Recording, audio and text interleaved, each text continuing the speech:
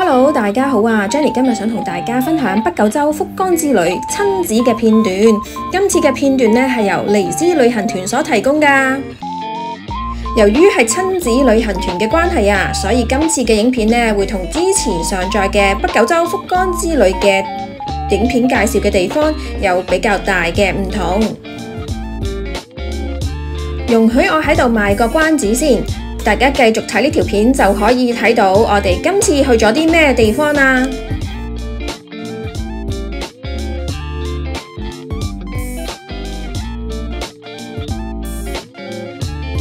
今次嘅福岡親子旅行團呢係選擇自駕遊㗎，而住宿方面呢係選擇咗民宿。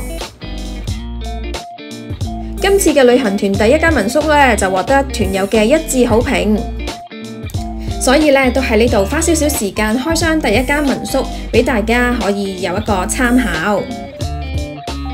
而呢間民居咧係最近落成㗎，所以所有嘅設施咧都相對地比較新淨。而民宿咧一共係有3層嘅，大家喺片段都睇到係充滿現代滿日式居家感覺㗎。而當中3個樓層呢都有各式各樣嘅寢室，絕對係符合到一家大細扶老攜幼嘅需求。而民宿最打卡嘅位置就係而家畫面大家都見到嘅露台啦。相信鍾意打卡啦，又或者好鍾意睇鹹蛋黃日落嘅朋友，呢度絕對係一個打卡嘅好地方啊！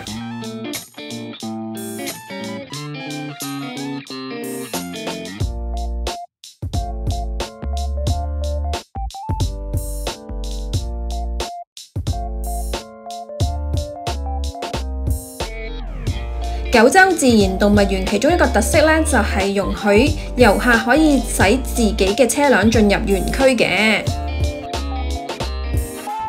由於係自駕遊啊，咁所以呢，大家都可以非常近距離咁欣賞各種野生動物。而呢個安排對於一家大細或者鍾意自駕遊嘅朋友嚟講呢，真係相當好啊！不過大家要記住啦，如果係自駕遊呢個動物園嘅話呢，大家係唔可以全程係唔可以開窗同埋餵食動物嘅。而且自駕遊嘅遊客呢係唔需要另外額外俾錢㗎，只係需要購買普通嘅入場門券就可以自駕遊㗎啦。如果你想更加了解九州自然動物園裡面嘅各項設施或者特色嘅話呢，更加係可以喺入口嗰度租借一部 DVD 嘅。如果你唔想自駕遊，又或者想餵食動物嘅話呢，咁就可以選擇乘坐動物園嘅叢林巴士，而4歲以上呢，每人係需要1500日元嘅。好啦，事不宜遲，咁就俾大家而家可以細心欣賞一下九州自然動物園裡面嘅環境啦。而而家熒光幕大家可以見到嘅就係有長頸鹿同埋鹿仔啦。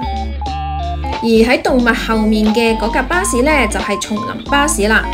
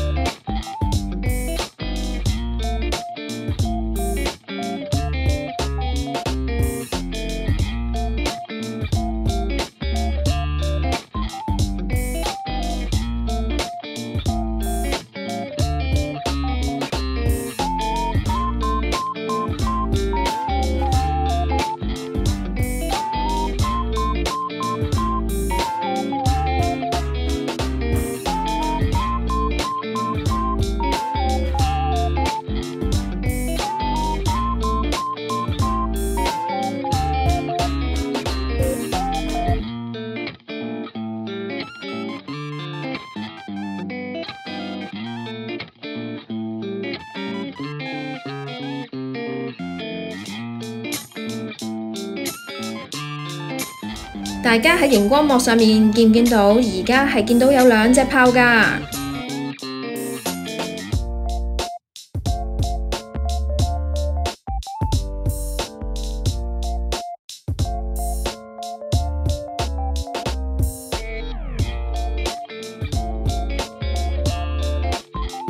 俾多次機會大家睇下，今次見唔見到嗰2隻炮呢？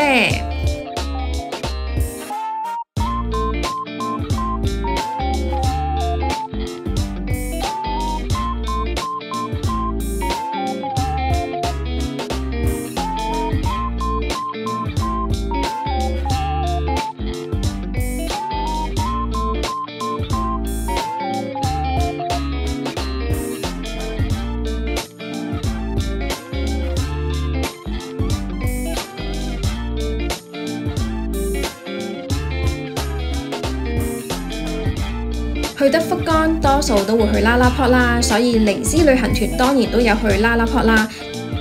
我哋較早前嘅北九州福宮之旅呢，都有提到拉拉坡㗎。如果大家有興趣嘅話呢，可以記得撳入返我哋之前上載嘅影片度睇下啊。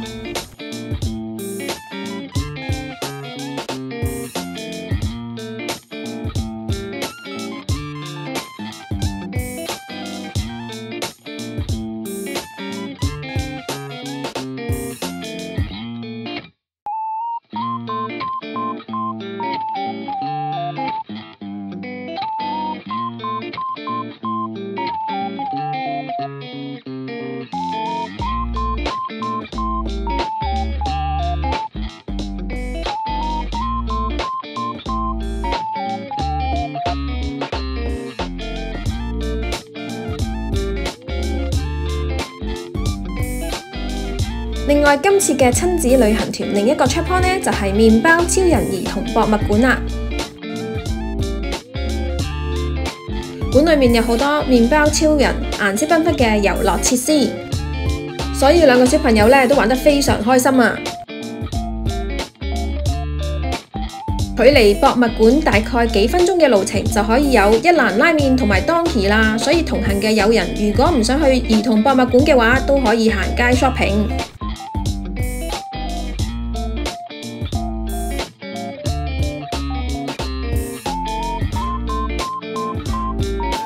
今次嘅親子旅行團，除咗要滿足小朋友嘅 check point 之外，當然都有大朋友想食嘅日本在地美食，所以佢哋今次呢都食咗好多海鮮啦、魚生等等。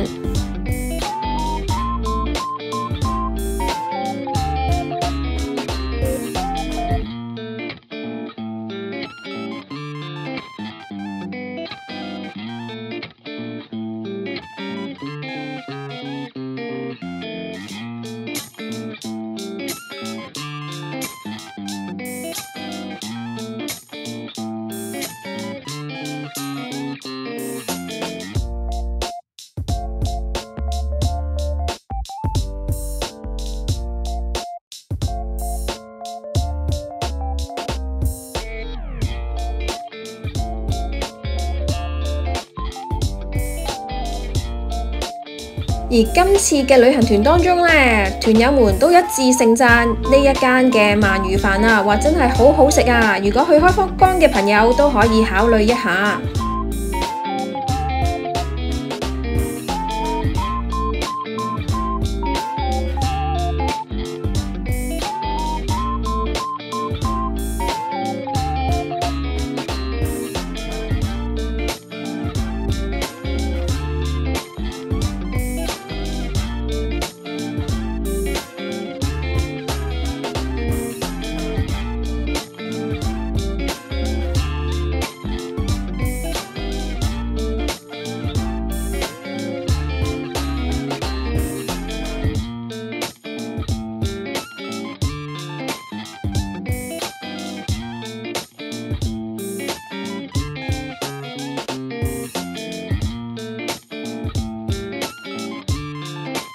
同大家分享完今次親子旅行團其中一啲美食片段之外，我哋又再分享今次旅行團嘅另外一啲景點。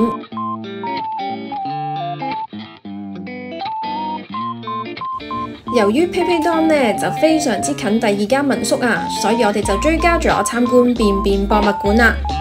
不過呢個期間限定嘅展覽呢，規模相對地比較細啊，所以如果特登去呢，就覺得未必太值得啦。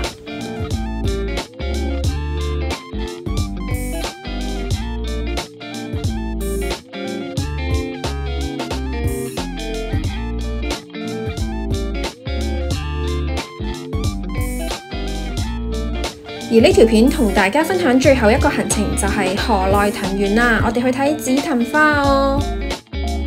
每年由4月下旬到5月上旬呢，紫藤花就會喺3000坪嘅遺址上面盛開，兩條長80米同埋110米嘅紫藤花隧道呢，就會開滿咗白色啦、紫色啦同埋粉紅色嘅花，所以呢都會令遊客非常之着迷㗎。如果睇緊片嘅你仲未 subscribe 我哋嘅 channel， 記得而家就撳個 subscribe 掣啦。最好就係多分享、多留言、多讚好我哋嘅影片啊！最好就係分享埋俾你嘅朋友，等佢哋都睇到啊！多謝你嘅收睇，希望你會繼續支持我哋，下次再見，拜拜。